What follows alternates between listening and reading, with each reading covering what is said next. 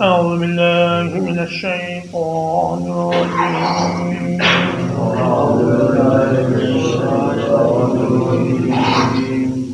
وقالوا لولا أنزل عليه آيات من ربه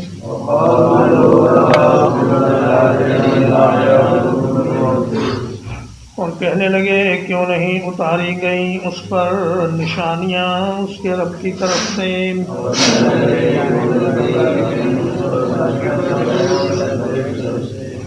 قل انما الآیات عند اللہ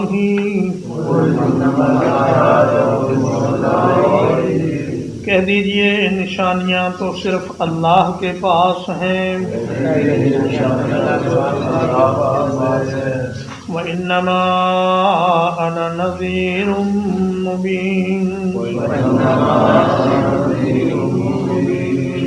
اور میں تو صرف کھلم کھلا ڈرانے والا ہوں.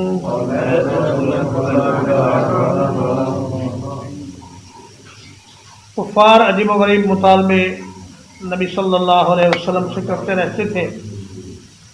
کبھی تو کہتے آپ زمین سے ایک چشمہ نکال دیں، کبھی کہتے آپ کے پاس ایک کھجور اور انگور کا باغ ہونا چاہیے، کبھی کہتے آپ کو آسمان پر چڑھ جانا چاہیے اور وہاں سے ایک کتاب لانی چاہیے، کبھی کہتے آپ کے ساتھ فرشتے ہوں جو آپ کے آگے پیچھے لوگوں کو بتائیں کہ آپ اللہ کے نبی ہیں، اور کبھی یہ کہتے کہ آپ کے اوپر ایسے معجزات کیوں نہیں نازل ہوئے جیسے پہلے انبیاء پر ہوئے. جیسے موسیٰ علیہ السلام کو عصا کا معجزہ دیا گیا، عیسیٰ علیہ السلام کو مردہ زندہ کرنے کا، اور صالح علیہ السلام کو اونٹنی کا معجزہ عطا کیا گیا. تو آپ ایسے معجزات ہمیں کیوں نہیں دکھاتے؟ تو 3 جوابات اس کے اللہ تعالیٰ نے اپنے نبی کو سکھائے. فرمایا اے میرے پیغمبر، ان کو آپ ان کے مطالبے کے جواب میں 3 باتیں فرما دیجئے.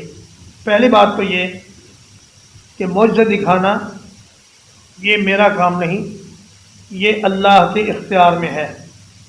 میرا کام صرف یہ ہے کہ میں اللہ کی بات اور اعمال بد کا انجام تمہارے کانوں تک پہنچا دوں اور تمہیں اچھی طرح واضح کر کے بتا دوں کہ اللہ کی نافرمانی کا انجام کیا ہوتا ہے. فرمایا کہ لوگوں کو ہدایت پر پکڑ کے لانا یہ میرا کام نہیں ہے، یہ کام ہے اللہ تبارک و تعالیٰ کا. لیس علیک ھداھم ولکن اللہ یہدی من یشاء. آپ کے ذمے ان کی ہدایت نہیں، آپ کے ذمے صرف ان کو بات پہنچا دینا ہے. اور دوسری بات یہ فرمائی کہ میں تو صرف کھلم کھلا ڈرانے والا ہوں، معجزے دکھانا اور نشانیاں ظاہر کرنا یہ میرا کام نہیں. اور تیسری بات اگلی آیت کریمہ میں فرمائی اولم یکفیہم، کیا ان کے لیے کافی نہیں ہو گیا انا انزلنا علیک الکتاب، یہ کہ ہم نے آپ پر کتاب نازل فرمائی، یتلا علیہم، جس کی ان پر تلاوت کی جاتی ہے، ان فی ذالک لرحمۃ، بلا شبہ اس میں یقیناً رحمت ہے، وذکریٰ لقوم یؤمنون، اور نصیحت ہے ایمان لانے والے لوگوں کے لیے.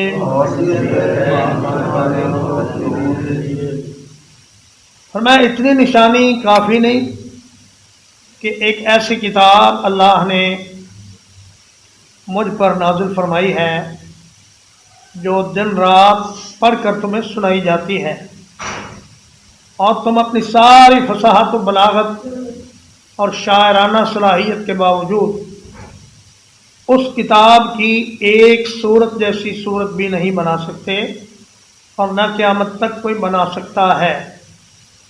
اور ایک ایسے شخص کا اتنی زبردست کتاب لانا جو نہ لکھنا جانتا ہے، نہ پڑھنا جانتا ہے، نہ اس کا کوئی استاد ہے، نہ اس نے کہیں سے سیکھا نہ پڑھا، تو اس کا کتاب لے آنا یہ بجائے خود ایک بہت بڑا معجزہ ہے۔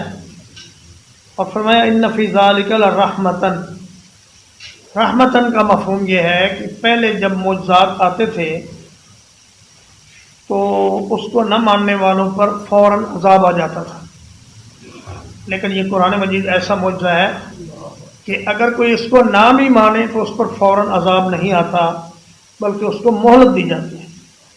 اس لحاظ سے یہ قرآن مجید مومن و کافر سب کے لیے رحمت کا باعث ہے، وہ ذکر اور نصیحت ہے، اس لیے کہ سابقہ انبیاء کے معجزات ہر وقت سامنے نہیں ہوتے تھے۔ موسیٰ علیہ السلام کی لاٹھی کبھی سانپ بنتی اور چند مرتبہ ہی ایسا ہوا کہ وہ سانپ بنی، لیکن یہ قرآن مجید ہر وقت آپ لوگوں کے سامنے ہے اور دن رات آپ پر پڑھا جا رہا ہے، اس لیے یہ نصیحت ہے قیامت تک آنے والے لوگوں کی۔ قُلْ كَفَىٰ بِاللَّهِ بَيْنِي وَبَيْنَكُمْ شَهِيدًا،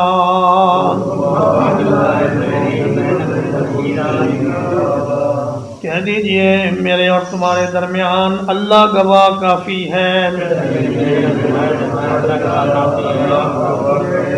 یعلم ما فی السماوات والارض، جانتا ہے جو کچھ آسمانوں میں ہے اور جو زمین میں ہے۔ والذین آمنوا بالباطل، اور وہ لوگ جو باطل کے ساتھ ایمان لاتے ہیں۔ وَكَفَرُوا بِاللَّهِ، اور اللہ کے ساتھ کفر کرتے ہیں۔ اولئک هم الخاسرون، یہی لوگ ہیں گھاٹا پانے والے۔ فرمایا کہ ہر دعوے کے لیے ایک گواہ کا ہونا ضروری ہوتا ہے، اور میرا گواہ اللہ ہے، کیونکہ اسی نے مجھے نبی بنا کر بھیجا ہے۔ اور اگر میں کوئی ایک لفظ بھی اس کتاب میں اپنی طرف سے شامل کروں تو اللہ تبارک و تعالیٰ مجھے کبھی معاف نہیں کریں گے۔ اللہ نے فرمایا وَلَوْ تَقَوَّلَ عَلَيْنَا بَعْضَ الْأَقَاوِيلِ، اگر میرا نبی کوئی ایک بات بنا کر ہمارے ذمہ لگا دیتا، لَأَخَذْنَا مِنْهُ بِالْيَمِينِ، پھر ہم اس کو داہنے ہاتھ سے پکڑ لیتے، ثُمَّ لَقَطَعْنَا مِنْهُ الْوَتِينَ، پھر ہم اس کی شہرت کاٹ دیتے۔ فَمَا مِنْكُمْ مِنْ أَحَدٍ عَنْهُ حَاجِزِينَ، اور تم میں سے کوئی بھی ہمیں اس کام سے روکنے کی طاقت نہیں رکھتا تھا۔ تو فرمایا اگر میں اللہ پر جھوٹ بولوں یا میں اس کتاب میں کوئی بات اپنی طرف سے شامل کر دوں تو اللہ پاک تو مجھے کبھی بھی معاف نہیں کرے گا۔ اس لیے اس بات کا یقین کر لو کہ یہ کتاب اللہ کی طرف سے ہے، اور وہ اس کتاب کی صداقت پر اور میری نبوت و رسالت پر گواہ ہے، اور اللہ سے زیادہ سچا گواہ اور کون ہو سکتا ہے۔ وَيَسْتَعْجِلُونَكَ بِالْعَذَابِ، اور آپ سے دنیاوی عذاب جلدی طلب کرتے ہیں۔ وَلَوْلَا أَجَلٌ مُّسَمًّى، اور اگر ایک وقت مقرر نہ ہوتا، لَجَاءَهُمُ الْعَذَابُ، تو یقیناً ان کے پاس عذاب آ جاتا۔ وَلَيَأْتِيَنَّهُمْ بَغْتَةً، اور بلا شبہ وہ ضرور آئے گا ان پر اچانک۔ وَهُمْ وهم لا يشعرون، اور وہ اس بات کا شعور نہیں رکھتے ہوں گے۔ فرمایا یہ عذاب کی جلدی مچا رہے ہیں، اللہ نے ان کے عذاب کے لیے ایک وقت مقرر کر رکھا ہے، اور اس قوم کا عذاب مسلمانوں کے ہاتھ سے ہی آئے گا۔ فرمایا قاتلوہم یعذبہم اللہ بأیدیکم، ان سے جہاد کرو، اللہ تعالیٰ تمہارے ذریعے ان کافروں کو عذاب دے گا۔ اور پھر وہ عذاب اچانک ان پر میدان بدر میں وارد ہوا، جب قریش کے بڑے بڑے شاہ سوار میدان بدر میں قتل کر دیے گئے، اور اس کے بعد فتح مکہ کے موقع پر ان پر یہ عذاب آیا کہ جب وہ بے خبر رہے اور نبی صلی اللہ علیہ وسلم کا لشکر ان کے سر پر آ موجود ہوا۔ یستعجلونک بالعذاب، وہ آپ سے اخروی عذاب جلدی طلب کرتے ہیں۔ وَإِنَّ جَهَنَّمَ لَمُحِيطَةٌ بِالْكَافِرِينَ، اور بلا شبہ جہنم ضرور گھیرنے والی ہے کافروں کو۔ یوم یغشاہم العذاب من فوقہم، جس دن عذاب انہیں ڈھانپ لے گا ان کے اوپر سے، وَمِن تَحْتِ أَرْجُلِهِمْ، اور ان کے پاؤں کے نیچے سے، وَيَقُولُ ذُوقُوا مَا كُنتُمْ تَعْمَلُونَ، اور کہے گا چکھو ان اعمال کا بدلہ جو تم کرتے رہے تھے۔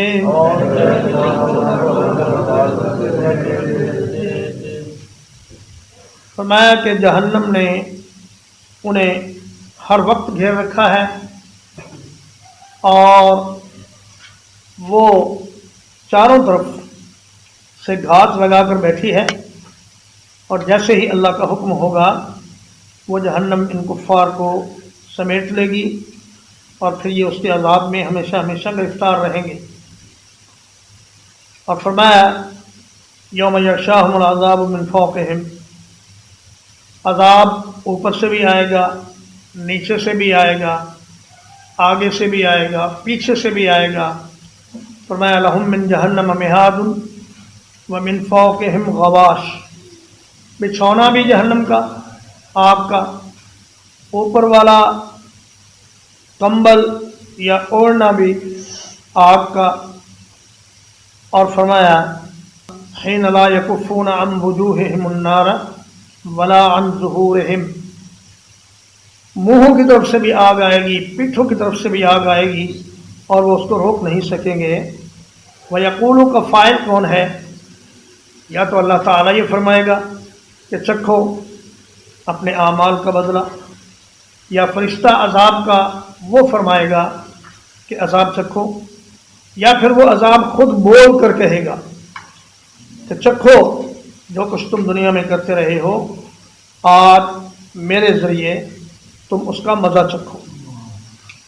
جیسے کہ حدیث پاک میں آتا ہے کہ جو آدمی مال کی زکوٰۃ ادا نہیں کرتا، اس کا مال ایک گنجے سانپ کی شکل میں اس پر مسلط کر دیا جائے گا، اور وہ عذاب الہی بول کر کہے گا انا مالک انا کنزک، میں تیرا مال ہوں، میں تیرا خزانہ ہوں، آج مجھے تجھ پر مسلط کر دیا گیا ہے۔ تو یقولوں کا فاعل تینوں ہو سکتے ہیں، اللہ تعالیٰ بھی، عذاب کا فرشتہ بھی، اور خود عذاب بھی۔ ترجمہ ایک بار وَقَالُوا لَوْلَا أُنزِلَ عَلَيْهِ آيَاتٌ مِّن رَّبِّهِ،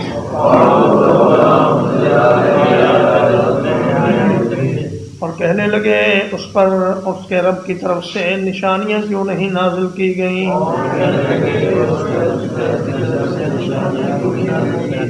قُلْ إِنَّمَا الْآيَاتُ عِندَ اللَّهِ، کہہ دیجئے نشانیاں تو صرف اللہ کے پاس ہیں، وَإِنَّمَا أَنَا نَذِيرٌ مُبِينٌ، اور میں تو صرف کھلم کھلا ڈرانے والا ہوں۔ اَوَلَمْ يَكْفِهِمْ، کیا ان کے لیے کافی نہیں ہے، اَنَّا أَنزَلْنَا عَلَيْكَ الْكِتَابَ، یہ کہ ہم نے آپ پر یہ کتاب نازل فرمائی، یتلا علیہم، جو ان پر پڑھی جاتی ہے، ان فی ذالک لرحمۃ، بلا شبہ یقیناً اس میں رحمت ہے، وذکریٰ لقوم یؤمنون، اور نصیحت ہے ایمان لانے والے لوگوں کے لیے۔ قل کفی باللہ بینی وبینکم شہیدا،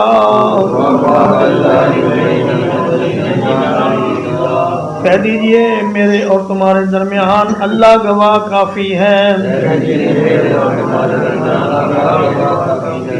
یعلم ما فی السماوات والارض،